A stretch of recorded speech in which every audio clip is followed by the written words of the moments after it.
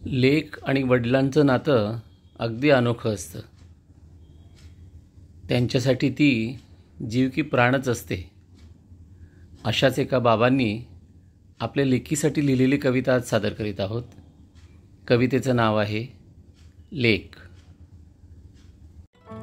उमलली बघाती एक कळी, उमलली बघाती एक कळी, आली घेऊन गालावर खळी. दवबिंदू हे नाव घालती, दवबिंदू हे नाव घालती, ऊन कोवळे तिला खुलविती. खट्याळ वारा रोजच येई, हिंदोळ्यावर झुलवून जाई. खट्याळ वारा रोजच येई, हिंदोळ्यावर झुलवून जाई. हिरवी पाने घास भरविती, हिरवी पाने घास भरविती, चादर अंथरून तिला निजविती. हिरवी पाने घास भरविती, चादर अंथरून तिला निजविती.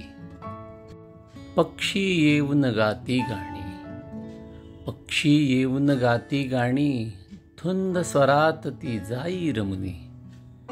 पाना आडून एकदा हळूच बघता, पाना आडून एकदा हळूच बघता, मोहरली ही तिचीच कांता.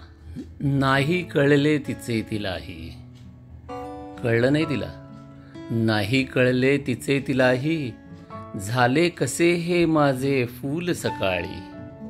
नाही कळले तिचे तिलाही, झाले कसे हे माझे फूल सकाळी. प्रश्न पडे हा तिला स्वतःशी, प्रश्न पडे हा तिला स्वतःशी, काय असेही ओळख माझी. आला मग मदतीला समीर धावनी, आला मदतीला समीर धावनी, दावे रूप तिचे थोडे तिला वाकवनी.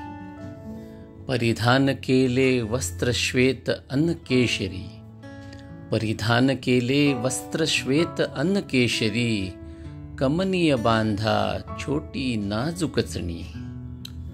बोले तो अनिल हासुनी, बोले तो अनिल हासुनी, बाळा तू आहे प्राजक्ता गुणी. बाळा तू आहेस प्राजक्ता गुणी.